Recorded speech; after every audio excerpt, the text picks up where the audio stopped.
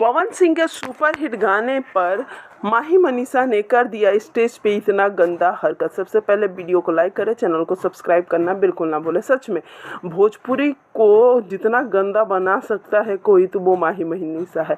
पवन सिंह जी का इतना खूबसूरत गाना दिलवा ले जा रुमाल में, उस गाने को इतने गंदे तरीके से स्टेज पे परफॉर्म किया है माही मनीषा ने कि लोग उनको काफ़ी भला बुरा कह रहे हैं। सोशल मीडिया पे माही मनीषा का इमेज काफ़ी ज़्यादा अलग है, लोग उन्हें अलग तरीके से देखते हैं और फिर से कुछ उन्होंने इसी प्रकार का किया है। इतना गंदा हरकत करने के बाद लोग कह रहे हैं कि पवन सिंह के गाने को भी इन्होंने नहीं सुना।